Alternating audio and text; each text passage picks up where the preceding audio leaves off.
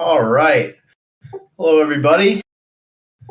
Welcome to today's KeeperDAO Town Hall. I'm Troy, and with Deets out today, I'll be kicking us off. It's definitely been a big week for us with the coordination game audits being finished, and we'll definitely be talking more about that today.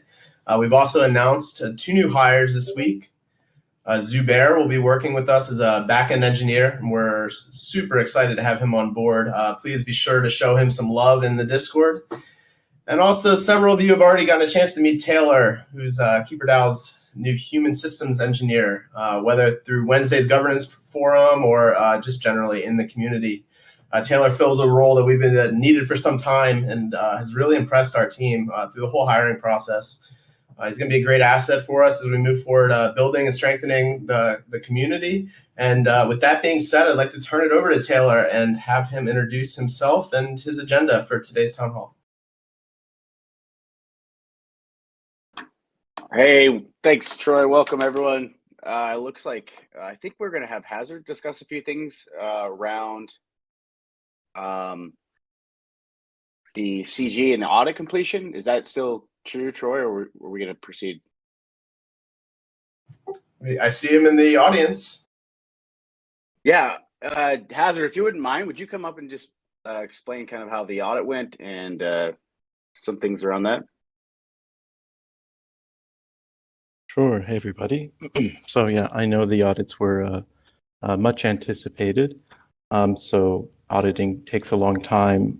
There's a lot of lead time that they need. And of course, you know, when you get an audit back, there's often things that you need to go back and forth on to clarify for the auditors, as well as changes that need to be made so that the auditors are satisfied with what's happening. So that's a process we've been going through for the last couple of weeks, engaging with them, and then have the final audits in hand. And like we mentioned in the status update, we're able to immediately deploy those contracts. So yeah, that's a big check mark because the process of auditing is very long, large queues and stuff. So that kind of removes the kind of one of the major sort of external blockers to sort of a wider rollout.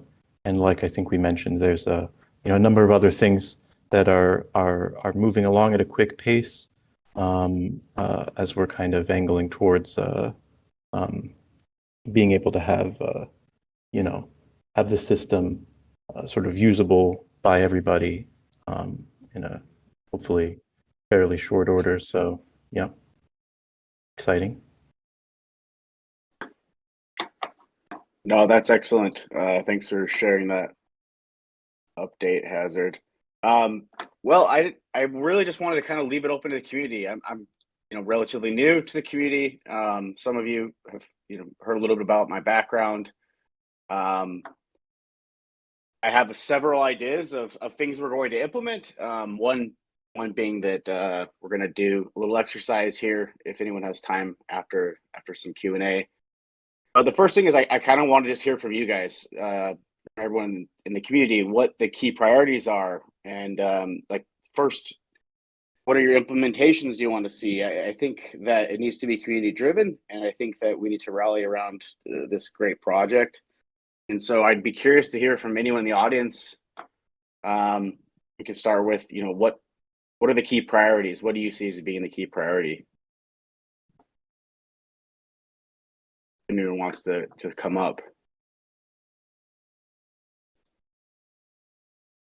Priest, absolutely. Welcome on stage, everyone. Priest. Yeah, just 2 quick things. Regarding the audits again, I believe it was said in the general chat at some point that no critical errors or bugs were found. Hazard, could you quickly just speak about the process of adapting the code after the audits, and if you have a general timeline of how long that adaptation would take at this point?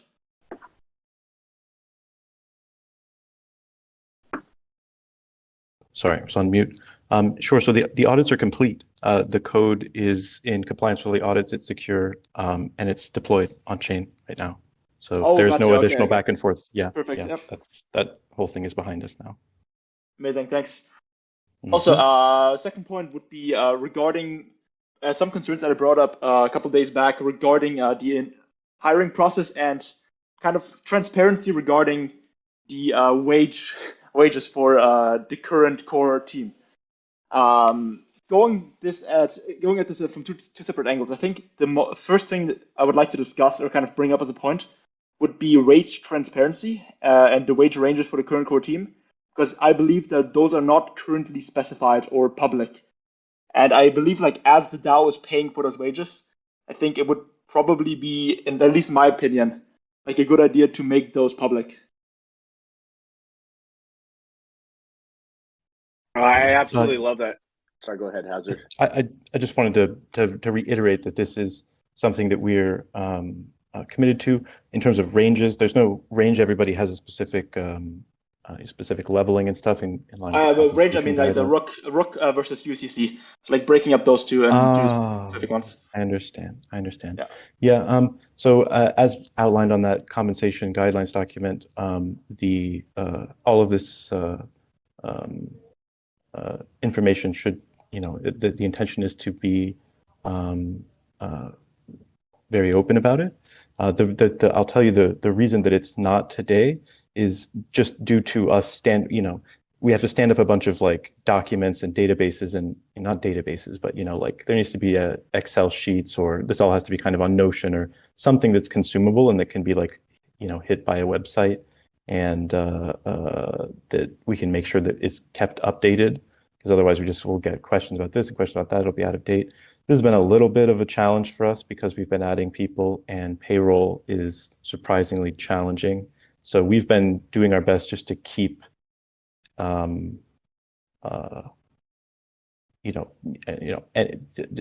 adequate cadence for making sure that people are paid today, and then reporting out is sort of an additional thing on top of that. So the rough plan is to have all of this sort of tied up in a bow for the end of quarter reporting, so the quarterly report, or this first quarterly report, and then to be able to carry that forward from then on in a more like obvious, accessible way, because that's been the goal from the start. It's just like standing it up while reporting it at the same time. It's just been challenging to juggle all of those things with the rest of it. But so I would say look for that at the quarterly report, and then going forward from that for sure.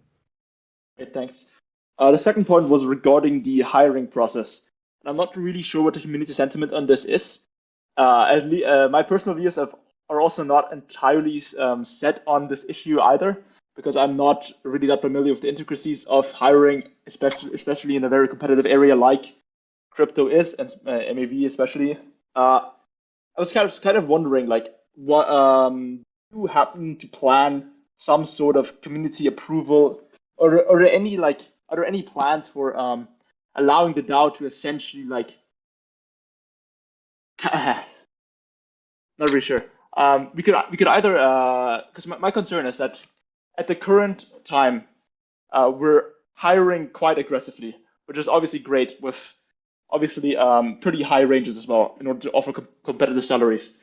And from a community perspective, at least currently, that's all very opaque. And my main concern with that was that if it continues to stay opaque, that would obviously present some challenges for the DAO itself. Regarding what you said, Hazard, with the Q1 quarterly report and adding those salary clarifications, that would probably help quite a lot. But I was wondering, like, how big of a hurdle would it be to actually add an additional step to the hiring process, where, for example, the applicant, the current core team, or the labs members go through the hiring process as it currently stands. They choose their own applicant, and that applicant then would write like a one-page quick summary on himself, what his job at KD should be, what his salary range would be, or his compensation level would be, and then the DAO could vote on that on Snapchat, for example. Like, what would the difficulty? What would be the difficulties in implementing that? I'll let Hazard speak to the difficulties, but I will address that. I did obviously notice the comments, and the elephant in the room is, I was a hire that was outside of the community. and the community has every right to be, to question and be a little bit frustrated with that hiring situation, because I know there are many members here that would be very good candidates as well. So I do personally believe that there should be a community-driven hiring process. To what extent? I think I'll defer to Hazard and Tommy on that. Just to quickly reiterate, I don't believe the community should be very on hand with the hiring process itself, as that would probably provide too many challenges and too many obstacles and would slow down the process significantly. But just adding a final step where the community can vote on whether or not to hire a candidate that has already been approved by the core and labs members. So as a final fail-safe or whatever. I think so. Much of what you said, we actually are able to do, and so there's a couple of things in here. So, and some of this is covered in the compensation guidelines document in a way that we're going to be making more obvious and structured. So, if you're going to offer high compensation, you need to, at the same time, you need to offer high transparency and measurability of the fact that that compensation is developing new value for the DAO. There needs to be sort of a net positive effect. We're not trying to actually spend money, right? We're getting a return on our investment in people. That measurability is an important aspect of transparency. In order to do that, it's important to know what people are working on, right? It's important to know what kind of deliverables they're helping to drive, and that those deliverables are tied to strategic objectives that the DAO knows about. So if we're hiring people to make the best burritos and they really add a lot of burrito value, that might not be part of the DAO's core objectives, and so that's a problem. So this all feeds up into this bigger sort of longer term strategic discussion that the DAO is definitely a part of. Then, so knowing about who is working, what at what level they're leveled at, and what they're working on, and how that stuff they're working on feeds into the actual value accrual of the DAO is something that we are laser focused on making a reality for all of that information to be out there. Hiring, in terms of hiring, it's very, there's a lot of different stuff that we don't need to get into here about hiring. It's good and bad, but I think community involvement in hiring, especially for roles that are dealing with the community, is probably good. I think community involvement in all hiring, in a sense, is good, and that, in a sense, a hiring decision is always a collective one, in the sense that that budget could be withdrawn by the community, by the governance mechanism or something. So we kind of have a sense of how to maybe do this. We can maybe take that into a separate discussion or something. The one thing I would say is that the one thing I would be concerned about is about specifically sort of a last sort of vote, just because you could get into situations where sort of the opposite is true. And what if the team would like to offboard somebody, but the community would not like to offboard them? Or what if the community would like to onboard somebody, but the team would not? And there's a little bit of a slope here. So I think it's really valuable for is for sort of doing a final due diligence check, and making sure that there's community support. And one aspect of that could be to have the candidate, in a sense, have an interview with the community that might look like one of these town halls or something, but give a venue for the community to talk to them, ask questions, get answers, and kind of get to know them. I think that would be a good step prior to onboarding somebody. Have to do a little bit more thinking about what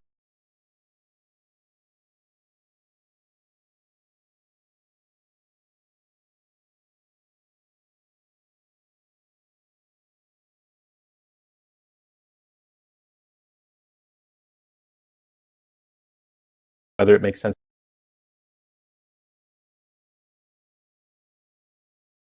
I had a question, unless Peso did, and hopefully this doesn't come. I do have a question. How's it going, boys? And maybe girls, I don't know, Lord knows. Okay, so I came here a little 7 minutes late, and I there was talking about sort of Rook portion of the payment for contributors and then USDC component. And I'm curious, Hazard, if you can come back, or Maddie, or whoever's in charge of sort of salaries, what the quote price for the grant is for all contributors currently. And yeah, let's start with that. Just what the quote price is, and on average, what the percentage is for contributors to go, like what percentage Rook, what percent USDC, just on average. I'm not looking for any specifics, just, on average. Yeah, so the way that we use to determine sort of a quote price is sort of as a moving average of the current sort of market price at the time that they're joining. So it would be, if it was today, it would be somewhere in the vicinity of, I don't know, between, $110 and $120, right? I would have to look and see. So everyone has a different quote price. That's on right. their. Okay. To some extent, yeah. Am I correct in assuming that when all of the labs team members were onboarded earlier this summer, they were given a quote? I don't know what the price was, but is that quote the same, or has it changed? Compensation for last summer's labs folks was very different from this, from the system that is outlined in the compensation guidelines document. So there, I think for that it was something like $130 maybe at the time, something like that. And currently, for many of them, it's closer to $100, right? Because these new agreements were created around that time. Okay, it works for me. In terms of average of where most people are, I don't know. We don't, like, this goes back to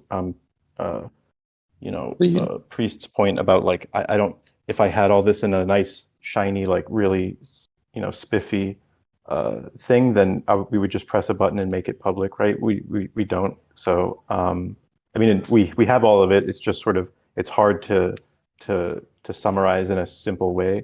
So we're in the process of building that out so that we can have that for the end of the quarter right now.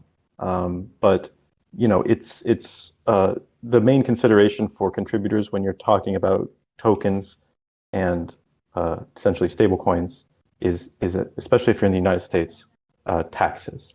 There's sort of this challenging aspect of it where, in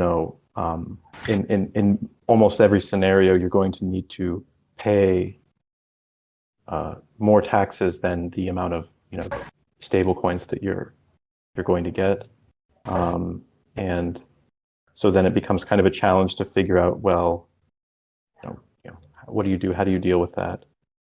So I would say that in general, people are probably taking more than $100,000 in stable coins, I would say. But as you know, the cap for that is 176,000. Depends on the rule, but so yeah, somewhere in there. It may be helpful to have another, just a session, like a bi-weekly session on hiring itself, where we can address these specific issues, because I think that there are a lot of concerns. So perhaps we can implement that. That's something in the works. But Matt, did you have a question or something to say? Yeah, I had a question, but maybe to kind of answer Peso's question around the average Rook percentage. So just based off of the information I have, and it's there's still some people that haven't fully made their elections and some moving pieces, especially with all the people we're onboarding. But it's looking about roughly 60% of people's salaries they're allocating towards Rook. So relatively balanced for the most part. Hopefully that answered the question. And then I guess going back to Priest's point about involved in community. In hiring decisions, I definitely think that there's scenarios where that really could work. And I was just curious, really anybody from the community, whether it's Priest or just anybody, but has anybody seen any other protocols or DAOs kind of implement that strategy or that process in their hiring? And if they have, like, maybe we'd love to kind of hear about that.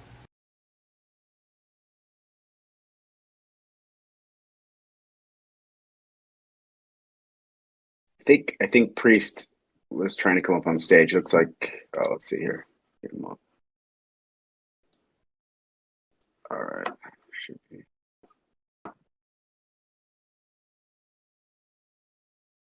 Priest, did you have a response to Matt's question?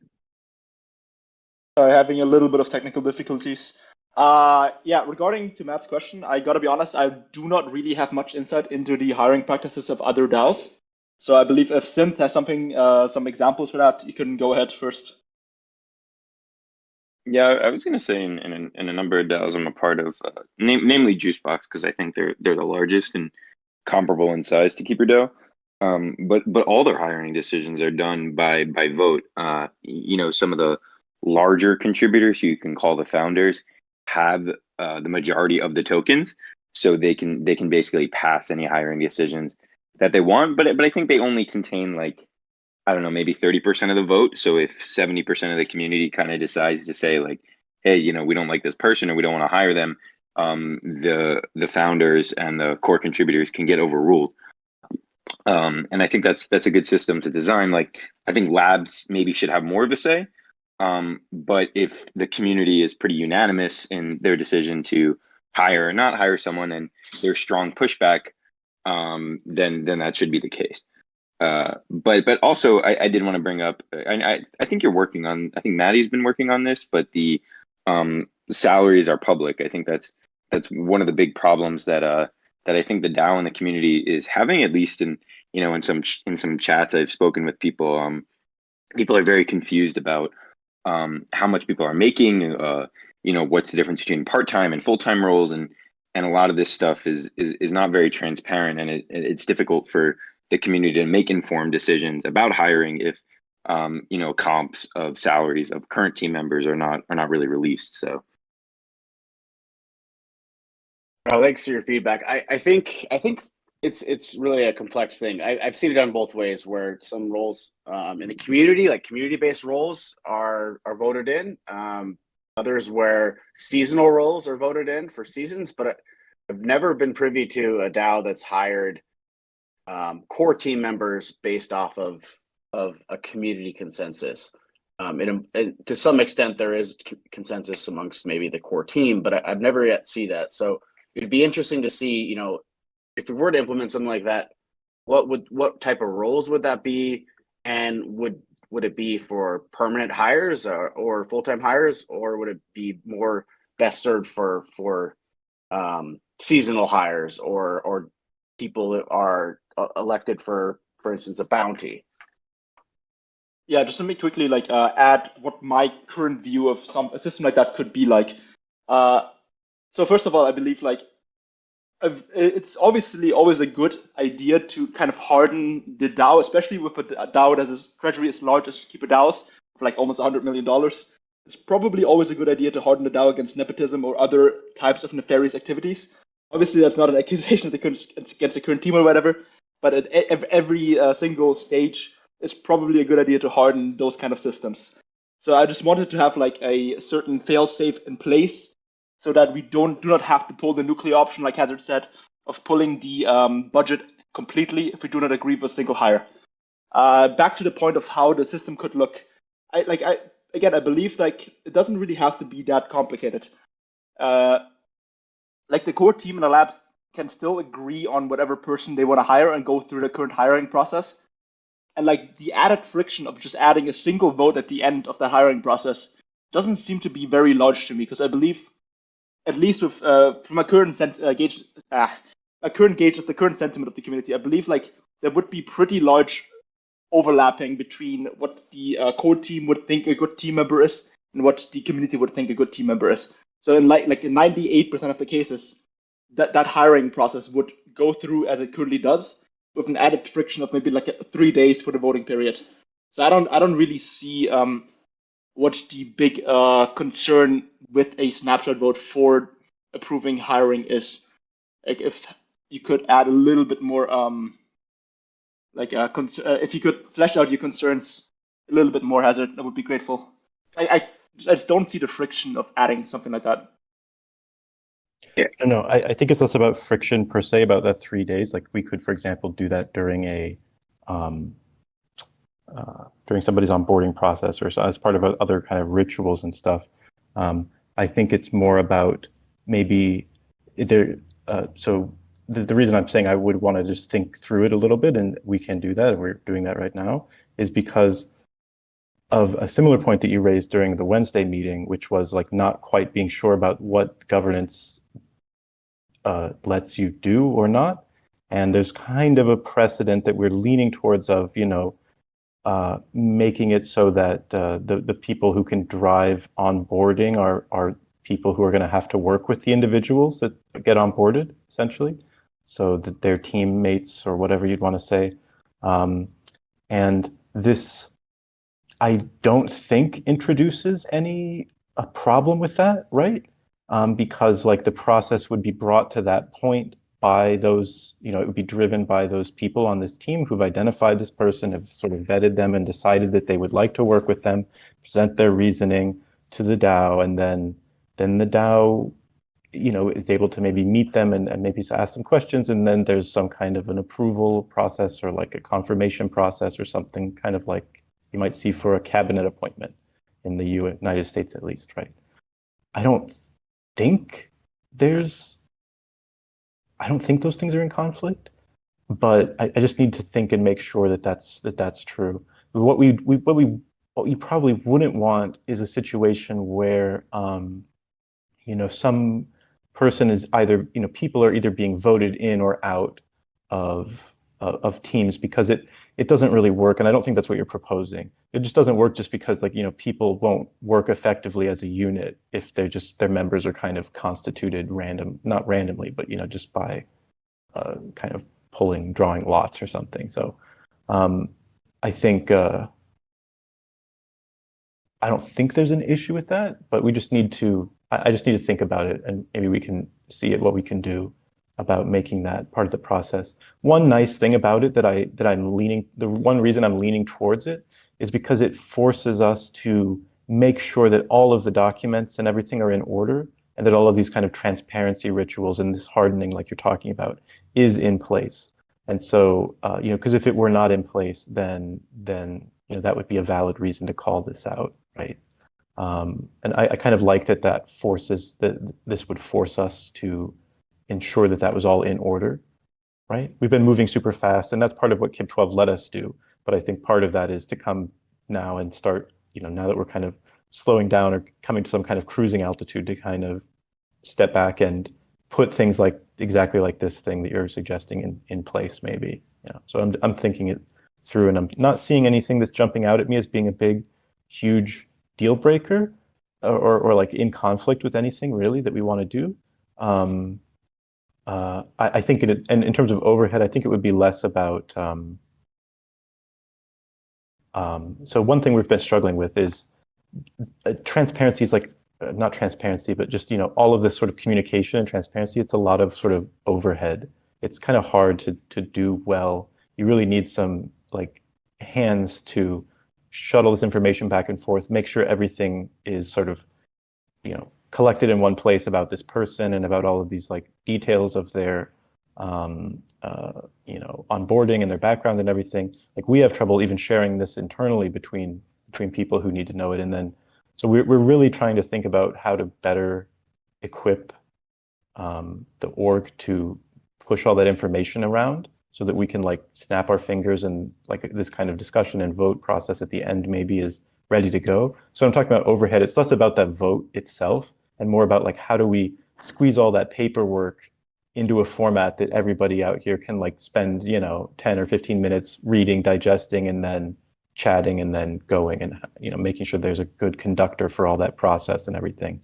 We don't necessarily have that today, and so that's what I mean by friction. But I don't think there's a problem with this, and we should, I'm still not seeing a big problem with it if we keep it like that, and then maybe that would be better. So yeah, I'm definitely interested. For sure. Thanks for addressing all of that. And just to quickly clarify, I absolutely like the autonomy the current team members have within the DAO once they actually are hired, because for something as fast moving as crypto and the MAV space and KeeperDAO especially, we obviously do need autonomy, and it's been great to see how much the DAO has grown over the past like 3 months, like very, very fast-paced growth, and hopefully now with the coordination game that will all pay off. But just generally, like I think previously you talked about having an alternative to the vote be just like a community call with the with the person that's being hired and the community. I think like the issue with something of that order would be like first of all, it would probably be more effort, and secondly, it would be like for a technical hire. At least me personally, I wouldn't know what to look for in there. So having a community call with that would not be of very much benefit. And whereas with the vote, it's a very cut and dry. The current labs and the current core members actually like endorse the person. And that's a very clear laid out roadmap of what they actually are going to do, what the ranges for the salary are. Like I think it would be actually an easier solution to implement than any of the other like accountability measures that could be potentially implemented for the hiring process. And I do believe there should be some accountability measures. And then the question is just like, what do we want to implement? Yeah, And I agree. There should definitely be accountability. Like the reason I mentioned that, so for example, like Taylor maybe has a role that you would be comfortable asking questions about, right? So that's kind of what I mean by like, I'm not sure if is this an interview or is this a confirmation or what? So like are certain people, so like what kind of information would we be able to provide that would allow that vote to happen? Or would you maybe just be looking at it in terms of, okay, this is what the need is, this is the, let's say the runway or the burn rate for this team. And so you're not looking so much at the person as like the need for this role per se, or something like that. Maybe it's all of the above. Right. Yeah, sure, I think sure. for like 95% of the roles, I think the community will just rubber stamp any hiring process that actually gets put up for vote, which I think is also like not necessarily a bad thing because it allows the DAO to move quickly. But for something that like has more like a wide-reaching implications for the DAO, and if the DAO itself and the members feel like there needs to be more discussion, then you could express that in the vote, and then we can move on to something like for example, a discussion with the member that's looking to be hired. Like just having the vote as a very quick and cut and dry measure to see what the DAO opinion on any hire is. And like I said, like in most cases it will just go through, and in the cases where it doesn't, then we can escalate that to any further kind of due diligence that DAO wants to do themselves. Priest, I'd be interested. You definitely have some incredible insights and good ideas. If you could maybe like craft like a one-sheeter on what that would look like, so that I can more visual. So if I could kind of see what that would look like, I could perhaps work with some other teammates on it. That if you're willing to do that. For sure, yeah, I can craft something up. Absolutely, that sounds great. Tommy, welcome. Hey, I just wanted to say that I think the onus should be on the team and the team coordinator to then explain why this role is necessary, and not like the new contributor. Because, as the team collectively decides on the need for a role, and then they start recruiting for it, and then they hire for it. So they should be the ones explaining why this person is a good fit, and also why there's a need for this role. Yeah, that's a great point. I don't disagree with that. Yeah, I was hearing there's two things here, and they're both really important. One is like the role, like the slot. Why is this important? Why do we need this? And yeah, like the person on the team should definitely be handling that. And then second thing is kind of like, here's a person for this role. Why do we feel they're the right fit? So there's really like two things. And just to talk about the person is to kind of deny the DAO the right in a way to say that, yes, this role is necessary, right? So like, do we need a burrito wrapper extraordinaire? And it's sort of irrelevant whether this person is the best burrito wrapper on the planet if the DAO doesn't think we need to wrap burritos, right? So yeah, I think those two things are both key. Yeah, I agree, Tommy. There is an interesting. Sorry, go ahead. No, I was going to say, just to piggyback on Tommy's point about, rationalizing the need for a position and as it relates to, any compensation they do get, as part of like the budget process that's, in proposal stage, I guess you could say right now, part of that will be rationalizing hiring new positions and the compensation associated with that. So, that's also one way that the DAO does have power to control, to some degree, what positions they feel like are needed. So I just kind of want to throw that out there as well. I want to quickly. Sorry, I kind of missed that. Could you quickly reiterate what you said, Daddy Matty? Yeah, so as part of the budget process, if you were to take a look, a little bit more in depth, you'll see that each team basically starts with a zero-based budget where they're rationalizing their needs to meet their objectives for a given period of time. And as part of those needs and resources, obviously human capital is very much a part of that. And so for the next quarter, if once we do kind of establish teams more formally, if a team says, hey, we're going to need to hire this amount of designers, we're going to need to hire this amount of devs for this purpose, and maybe devs aren't the best example, but a designer, you're like, well, maybe the DAO or you and personally just feels like, hey, we have enough of that, or you just don't feel like that's a strategic priority. That you'll have granular insight into each team budget as well as the overall budget in the aggregate. And so you'll have the power to kind of vote things in through that process as well. For sure. Are you referring to the recent labs budget that was passed, or is that like the future consideration that's also being implemented for the core team themselves? It's or is that solely labs? Yeah, it's the budget process, Doc. So not the labs budget. That I guess that's kind of at a point in time that's kind of our resolution currently, without having more systematic and formalized processes, which hopefully are addressed through this budget process proposal. Gotcha. Thanks. I'll have actually. I gotta admit, I haven't read fully through that yet, so get on that. Sounds good.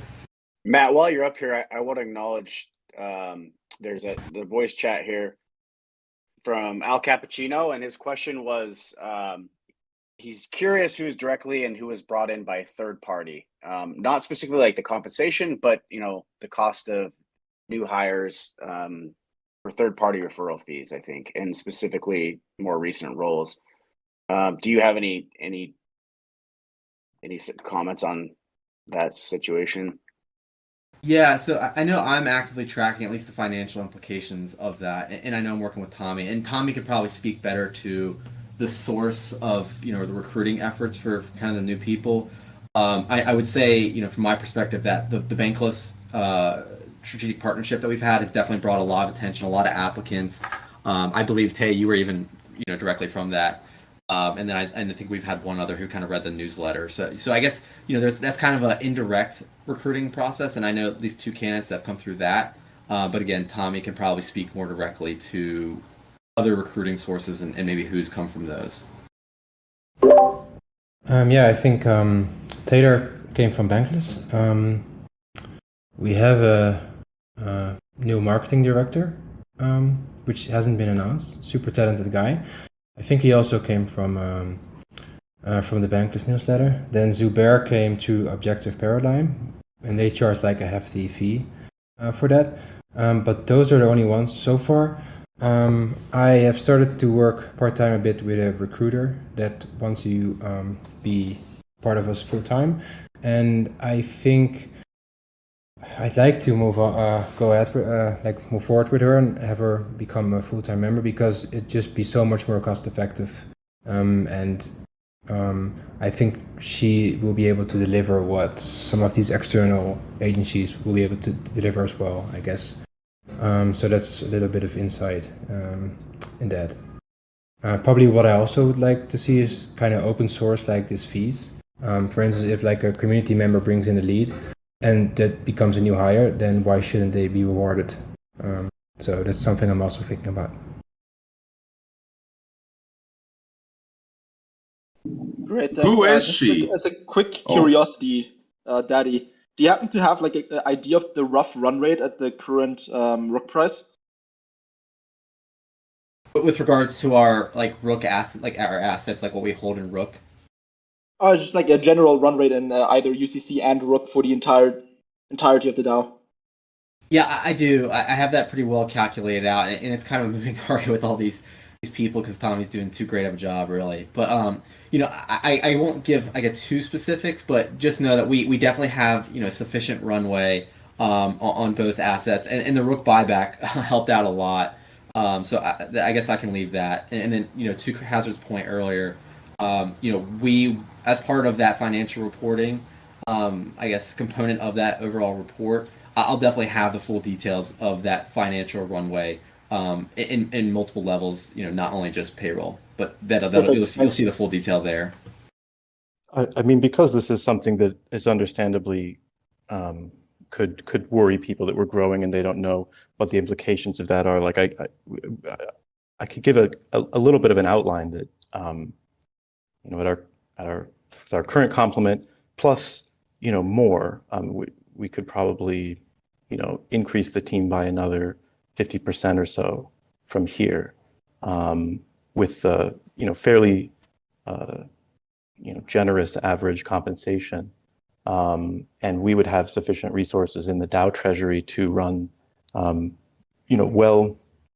into 2025 in terms of Rook, assuming no inflows, no changes in, no increase in Rook price.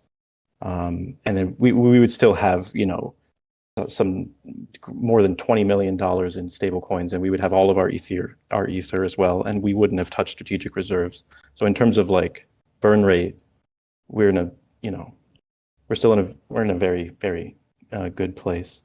But Matt's making some good deliverables there that'll make this pretty clear, and hopefully it'll be easy for everybody to see as we add people or change aspects of this, how those trajectories and everything change. So And another thing I'll say is, runway, especially as we onboard new people, is very much dependent on the performance of Rook, because that kind of dictates what that, I guess we'll call Rook strike prices, where their kind of units of their contract are kind of derived from.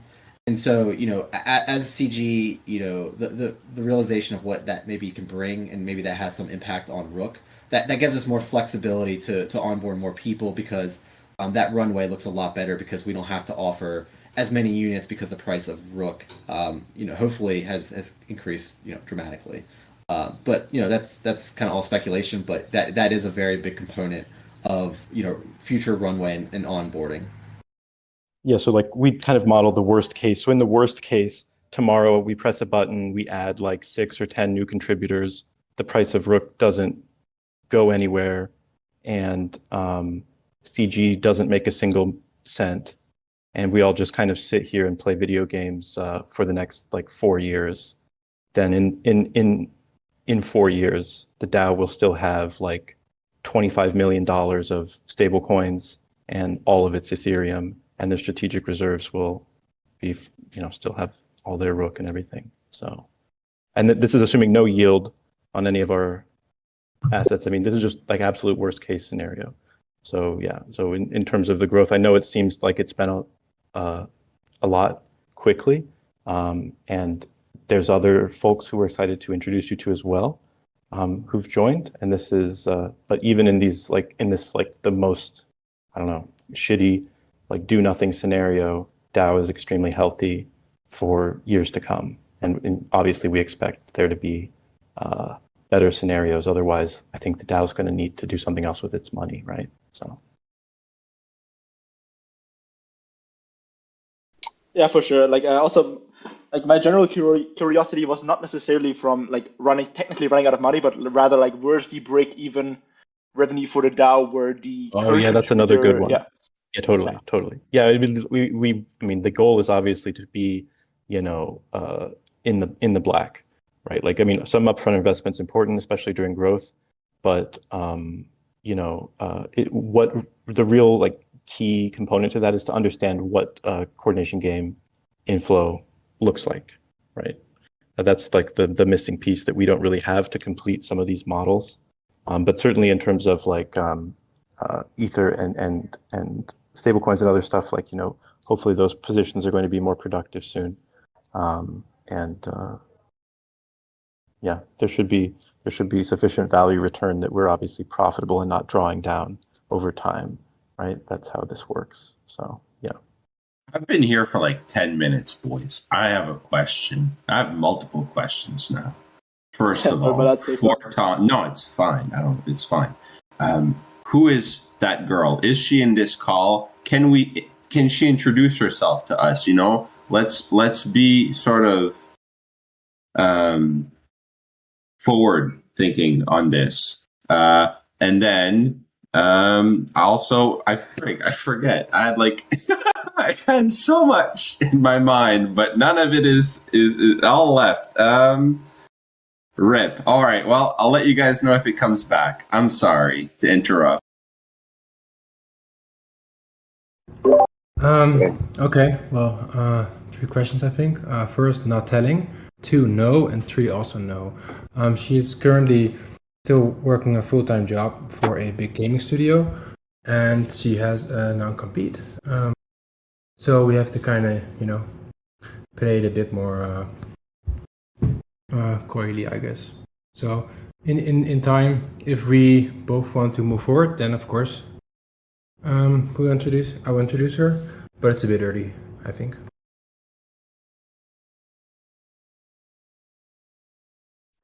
Thanks, Tommy. Does anyone else have any other questions? Maybe we can transition away from the hiring processes to what you'd like to see implemented, and how can we encourage and foster an environment where people want to contribute in the community and grow the community. Because I see 25 people in the audience, and some of them are core contributors, and I think that that's pathetic.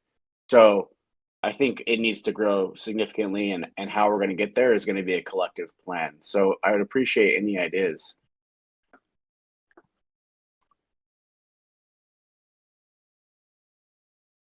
Lion, do you have anything you'd like to say? You've been doing this for Bankless, you've been doing this for Aragon, a number of different places. Would love to hear your feedback on how we can produce more.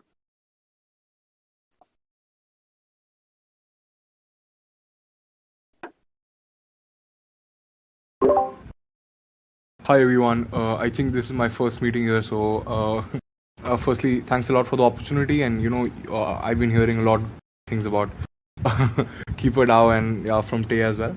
So yes, in terms of, look, firstly, I think we need to do what I call is value allocation in the DAO, where essentially we need to set up a goal that we have to move towards. So for example, one phenomenal DAO that does it is Bankless, right? Their goal is that we want 1 billion people to go bankless. Now, once we have that ingrained in every contributor, then everything happens in furtherance of that goal. And it helps in 3 cases, right? It helps us having a narrower view in terms of what proposals and what kind of contributors we want. It also helps in value alignment, and number 3, it creates a sense of belonging. In terms of moving towards a more deliverable based I think a more deliverable based DAO instead of a more planning based DAO. The key is to spend more time actually producing things rather than discussing how to produce things, right? That's I think what my learning has been with Aragon as well, because I'm there. We spend so much time just thinking that how to do things better. We just stopped focusing on actually producing things. And then it took us, I think we are doing in season 0, and we had to have so many bounties just to sort that thing out. So that's a very, very important learning. If DAOs get that correct from day 1, then we are golden. In terms of specifics, I think it's just about actually just saying that, look, we need these things done, and pushing that towards the community, and having a very, very healthy bounty board. Because that is the way actually you identify contributors, and those contributors then after that become core contributors. Because whenever I have been onboarded on in any community, the strongest relationship I have built with them is over the work that I did. Because I think it's okay to have a community which has 30,000, 20,000 Discord members, but I think a far better community would be a 500 or 1,000 people community, but everyone has something to do in it. And obviously, so I think, look, those are the high level thoughts. And this is the first time I have joined in, so, but yeah, because I actually do the project management and I ops for a couple of DAOs, and I have a legal background, so I approach this very differently. And what I've realized is that every DAO also has its own beat. Like for example, if Tay and I work together at Bankless, we will not be able to have the same synergy and contribution in Aragon, or the same contribution in Keeper. And that's really because the community and value alignment is not same at all places. So that's really the few things that we need to get right, and just be a more deliverable based DAO instead of spending time discussing how to get things done. And yeah, thank you. Well, and I just wanted to, from my opinion, say I really appreciate what you said, especially in the beginning about having a narrow scope and kind of comparing to Bankless, how they have a mission of just onboarding 1 billion people to the space, and I was going to kind of turn that an inspirational leader or CEO and just kind of get your thoughts. What do you think our narrow focus should be as a DAO, and what's our like mission that we should be striving for, and that should be kind of aligned by all community members? And I know I'm really putting it on the spot here. I wish. I'm sorry. I'm so sorry. I thought you were asking. No, go ahead. Go ahead. Oh no. No. So I think it's important that we have a mission statement, as sort of, I know people who haven't worked with them that much think mission statements are a little bit cringe, maybe. Sometimes they are. They're super important because they let people know what everything is kind of bubbling up towards. So again, that's something that we want to have for the quarterly report, as something that we need to kind of help move forward. It's something we need to kind of craft with the community. As the community, we need to do that. I would say that today, if I were to think of a kind of a pithy high-level thing, it would be turning MEV into a public good, right? We want to take something that is a property of inefficiencies on blockchains and transform it into some positive value for the people that do business on the blockchain. And so in most senses, what we're doing is rolling up into that, and that's sort of what we're here for. That's what our infrastructure is for. But that needs a lot more workshopping. Missions are actually really hard to get right, and they're also moving targets. So that's something that'll need to be a bigger conversation, but obviously it's something we think about a lot.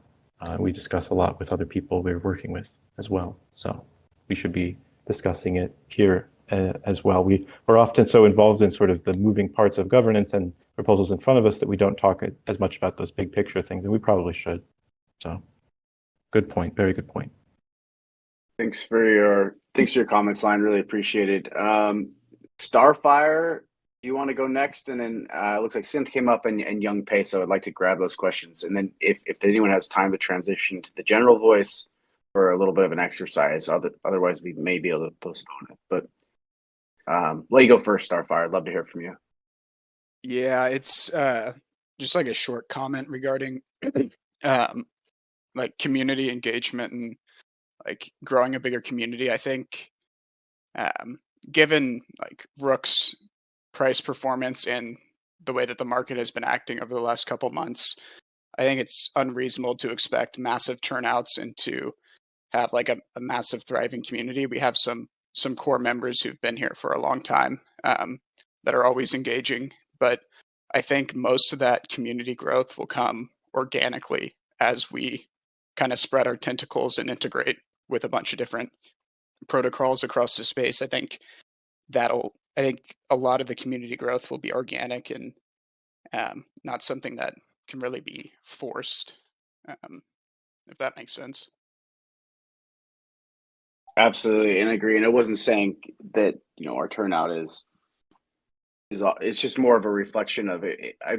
Bankless's token has dropped like 90%, but they're a media company. They have a lot of different missions, so they're going to continually have an influx of contributors. Whereas here, it's very much a complex project, and so there's a narrower community. But I think, nevertheless, like you said, an organic growth is what we're headed towards, and I think that if we can all align with the current key members of the community, the organic growth will be extremely valuable and more solidified moving forward. So thanks for your comments. Synth, do Do you have anything? Yeah, I mean, if we want to onboard contributors, part of the problem is knowing what work needs to get done. And I know the discords are separate, and I understand some of that is for like OPSEC purposes, and that's all right. Not everything needs to be public, but I imagine there's a lot of things that um should be public that just aren't because it isn't the way that things are done.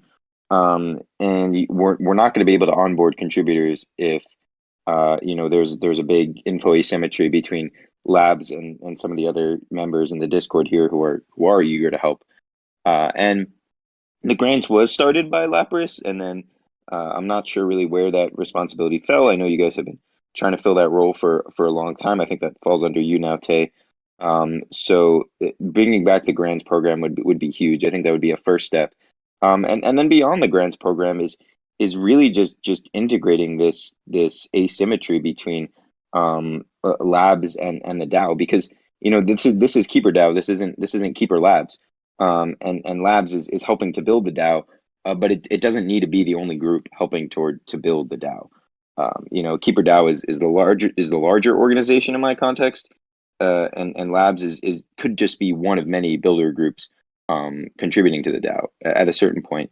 I imagine a world in which maybe a few years down the line, CG does well, and we have maybe multiple KeeperDAO products, and Labs is just in charge of KeeperDAO. I'm sorry, Labs is just in charge of CG, and then maybe we have Keeper Schmeeper or something like in charge of some other products that we just haven't imagined yet.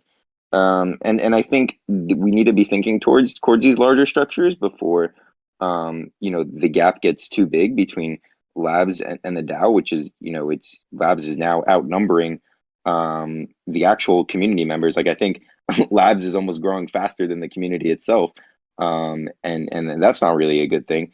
So yeah, I mean just bridging the gap is really the most important step in my mind for the future. I hope that made sense. No, absolutely love the feedback. Like you're spot on, and I'm glad to hear that from you specifically. That will be the first thing that we do is bulk up our community-based contributorship, and if grants is the way to go over bounties, that's a discussion that we'll have. But I will present several different proposals. But I would love to have as many people in these working groups as possible, so that we can the opportunity to contribute, to work alongside each other, as Lion mentioned, is there. So I really love that feedback. Excellent and very positive, and I appreciate it. Peso? If I could maybe Yeah, go ahead. I'm sorry to cut you off, Peso. No, sorry, just used to it. But yeah, since I think that something you said really stuck out to me, which was seeing these kind of two sort of worlds drift too far apart is harmful. And it really, really is. I really agree with that. We talk a lot about how we are part of the community, and that's true. We did come from that, but that gets less true the more these two things start to drift apart. And I don't think that that's good for anybody. And it's also the case that like what I talked about like how much overhead it is to kind of carry the coal back and forth in terms of communication. Well, the less far apart this thing is, the less work you have to do on that. The less that's a burden. This is something that's really, I think, important and key, because for many people, it's not about what you're being paid or something. It's about like who you're able to work with, that you're able to kind of see and access information. And you're right. I mean, there is plenty, I'm sure, in the work Discord that it really doesn't need to exclusively be in the work Discord. I think that's something that you should press on a little bit more. I mean, I'm saying yes, that would be nice, and I would want that, and I'm in agreement. But I'm really saying like I think that would be something that we should really try to focus on, and to kind of understand what parts of what we do are proprietary secret sauce, and which parts are really going to be fine. And it's usually more than you think that's going to be fine. And like you're saying, it has sort of a cumulative effect. It has an effect that's not just like, oh, everybody here will be able to talk about X, Y, Z, but it brings more people in, and that in the long run is better. So I think that we shouldn't hide from the fact that, you're right. There is a lot of growth. There is a sort of some drifting apart happening, and it shouldn't fall into that kind of pattern. I don't want that to happen. We can't let that happen, and so we really need to focus in on that and find ways to not find ways, but just really get serious about saying, like, look, it is what it is. This is how we have to work. This is what it is to be a DAO, and like right or wrong, whether it's more or less annoying, like that's how it is kind of going to have to be. So like by going to have to be, I mean that it's going to have to be sort of more open, right? We really we need to really own that and just like live up to that. So, we've kind of, by design, we've had this sort of quarter to figure this out, to see if we can do what we think we can do, which it's looking very good. But now we can't kind of just keep pushing that and kicking that can down and doing this, because what will happen is, you're right, we'll keep drifting apart and it'll just become a giant problem. We really need to reevaluate this and kind of sew it back together in a way that's holistic, the way that it was before and the way that it's supposed to be. I just wanted to say, I totally agree with that, and we need to be serious about that. So Taylor, that's something for you to really focus on. And yes, Synth, keep saying that and keep talking with Taylor or me, and that's really important point. Yeah, I absolutely love it. In fact, I think if Synth's around, I would like to work with him directly, because this really will have to be done by people like Synth that have these forward-thinking ideas, and really a good, and Priest, who have a really good grasp of the community and what needs to be done. And so this is actually a really exciting point, I think, for the DAO. Peso, sorry, we left you on stage for a long time. Do you want to say anything? It's fine. I actually remembered one of my questions. The other two are lost to the void, but that's probably for the best anyways.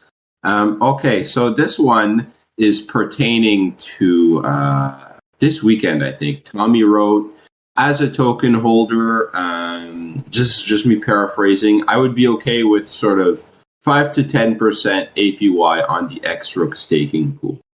And his logic was good, I guess, because it was sort of ensuring that the success of the DAO would be maintained through Rook bids being diverted more towards the treasury instead of towards the staking contract. And I have a different opinion on that, obviously, if you've sort of spoken to me sort of in DMs or whatever, right? I personally feel like we should be diverting as much of those bids to the staking contract as possible, because in my sort of frame of mind, I'm factoring in the strategic reserves of Rook, which I put in the voice chat if you scroll up there, as being part of the Rook we have access to, because it is, in my opinion, I don't even think it's an opinion. I think if we made a KIP to move the strategic reserves of Rook, which is 30% of the supply, into our treasury, it would ultimately be the same thing as how it is currently. So I'm not really concerned with how many units of Rook we have access to, but I think together as a community, it's important to sort of begin this discussion about how many, like what percentage of the Rook bids should go to the treasury versus what percentage should go to the staking contract. Just right now, like just preliminary BS, just so when the coordination game actually begins, we don't have to sort of write a KIP or whatever to change how those percentages are. So yeah, I'm just sort of opening the floor. I think we should have a predominant percentage of those bids going to the staking contract, and then a small percent, maybe 1 or 2% getting burnt, and then maybe 1% going to the treasury. But I don't even view that as necessary, considering that we control 46% of the supply of Rook currently, right? That's just like out of the box. We control basically 50%. So as Rook token price increases, we have access to roughly 50% of our market cap to deploy on contributors in growth and sort of order flow acquisition. So yeah, I'm just sort of opening the floor up for that discussion point. Well, to be honest, I didn't really say all that. What I was mostly referring to was that personally, as a community member, the staking percentage to me isn't really that interesting, I guess.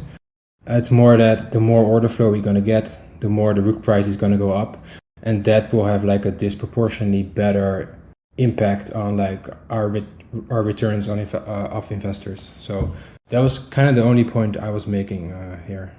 I don't think I mentioned anything about the treasury here, actually.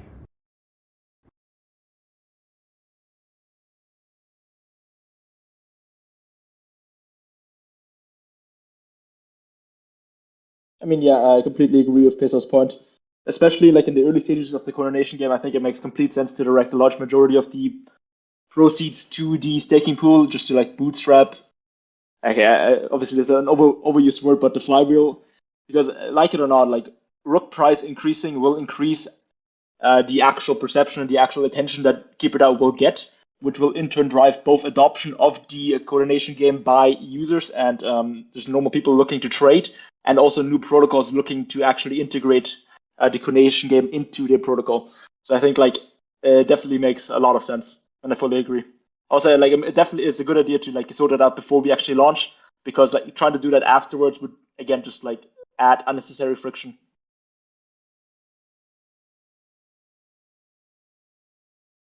Yeah, both incredible points. We've gone over. Chris, can you actually repeat what you said, just to make sure we're clear? For sure, yeah. Like I'm in complete like agreement with Peso. I think a large percentage of the actual Rook that's accumulated should go towards staking rewards, because it would help increase adoption and it would help increase potentially Rook price, depending on how you look at that. Because I do believe staking rewards will eventually drive interest in buying Rook, which would in turn increase price and which would kind of create a very arbitrary flywheel. And just to touch on that point, you also have to sort of factor in how we price risk, right? Because whether you like it or not, we are a sort of $100 million market cap shitcoin currently. Like I'm not saying that to sort of be bearish on Rook or anything, but it's just sort of the reality of it. We have sort of low liquidity on our token. We're buying potential. We're not buying a delivered product yet. I'm not saying that the product won't be phenomenal, but there is no coordination game in the eyes of the market currently. So we have to adequately price that staking contract APY, right? Because if you're sort of running an ETH staking node, you're already getting 5% there. And that's holding ETH as opposed to holding Rook. So the APY should be reflective up to a point of the risk that investors are taking on. But we don't really have control over that, right? Because all of that is dependent over the sort of volume that's routed through the coordination game and the amount of MEV captured. But as long as we structure our staking contract, like how we divert those bids, as order flow increases, we won't need to do any changes after the fact, right? Because it's already sort of set up. So I honestly expect the sort of APY to be pretty low at the start, just because it's the start of it, right? We have sort of minimal order flow compared to how it would look like, 6 months, 1 year into the future. But if we set it up the way that it's supposed to be set up in the idea of like how we price risk, I think we'll have an auspicious future. Yeah, it's definitely a great point. Like once the merge goes live, there's an inherent yield that you can get on the premium asset of the network with ETH. So that's a great point by Peso. And also like regarding the start, I believe at some point in the past it was brought up that we would use the Rook that's been purchased through buybacks to actually bootstrap the APY. Is that still in consideration, or did that like kind of flatline?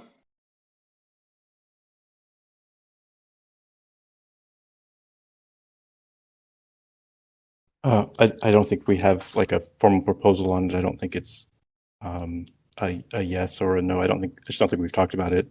I assume we're going to talk more about APY. Yeah, sorry, I was referring to the boosting. Convex and the Ninja buybacks, not the current one. Yeah. No, I know what you're referring to. So yeah, there's two. I know some of them were used to buy back Rook, and it's sitting in the treasury now. I think there was. I don't think that the KIP. I don't think this even was a KIP, right? This was just from the Convex working group. Yeah. Yeah, I don't believe it was ever formalized. Yeah, this is part of their discretionary use of the Yes, it was. stuff. So it's covered in KIP 5, I think it was, right? But it's under the discretionary use part. So yeah, I think it's now that it's in the DAO treasury again. I would say it's probably not part of that discretionary use anymore, maybe. But so we should probably just formalize how we're going to, if we do some kind of APY boosting, whether that's through this Rook or some other kind of thing. I mean, I don't know. We've talked about how we should just kind of model it out and determine what the best thing is to do. I'm sure that we're able to figure that out. And it's a discussion we can have with the community as well, because there's always a balance between outflows and, like you're saying, attention, traction, and that can lead to bootstrapping of additional value in many different ways. So, as with all of these things, it's like what is the price of that attention and of those potential additional value adds? The one benefit here when we're talking about staking is obviously that stuff, Rook that's staked is sort of off, it's sort of out of circulation, which is obviously can be good as well. But yeah, we should just have I would say the best thing would probably be to make like an APY KIP basically, and to talk about like what if any additional inflows we should use to augment the sort of the native APY, right? I will do that. Yeah, cool, good. Because I mean, there's nothing that says that those have to be the only Rook used for that, right?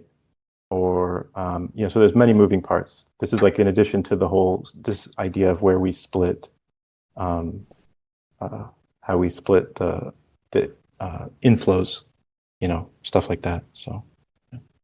I guess I have a question. What do you think the volume in the coordination game is going to look like on day one versus 3 months post-release? Hazard or anyone who sort of just intuition wise, that's all I care about. I don't. It's really not something I would even like speculate about. I really genuinely do not know. There's way too many factors involved to give any kind of reasonable estimate. No, I'm just guess. Just a guess. I mean, it'll be greater after 3 months. Yes. How much greater? Twice? No idea. Absolutely no clue. Well, I mean, way too many factors. Given the rate at which it also depends on market conditions. It depends on a lot of so it's not just them. I mean, it really depends on a lot. Like it depends on how many orders are sort of contain MEV that are actionable. And that in turn depends on obviously market conditions. It depends on the conditions of the particular asset that's involved. It depends on the strategy being used, the type of originator. So it may be the case that for GMX there's high MEV that's sort of like consistent and regular, and then as GMX's volume grows, well, so does ours. And maybe the case that arbitrage for MStable is very lucrative, or that users that are suddenly start placing limit orders on Tally, or we have our new swap protocol and people start running a lot of orders through. Like it's so hard to tell. And the reason that we're sort of working so broadly is so that we don't have to try to guess where it's going to come from, that we can just sort of, wherever it comes from, like that we'll be benefiting from it, right? And as in addition to the other things like reaching scale first and all of that stuff, like this helps us not have to kind of guess. So I really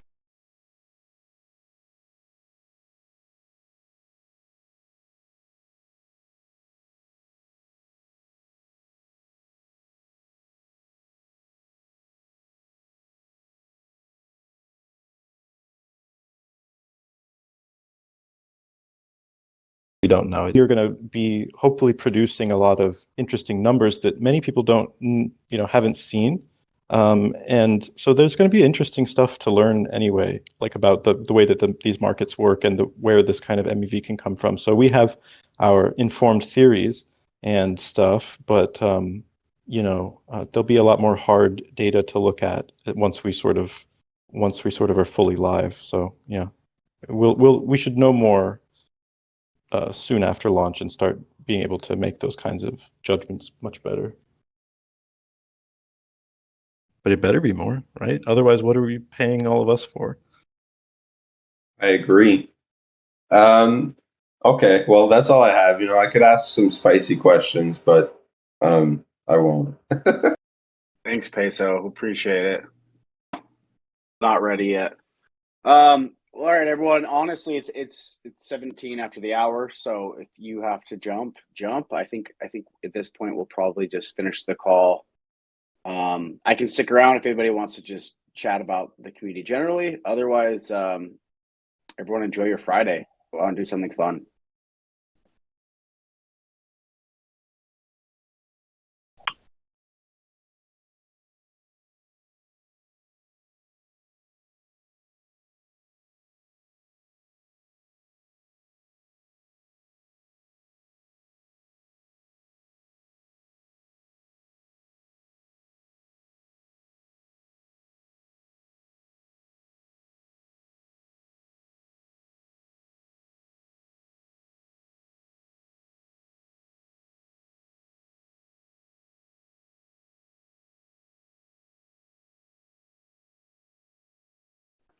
All right, let's head over to voice. Anyone wants to stick around, we'll jump over to voice here and get off stage.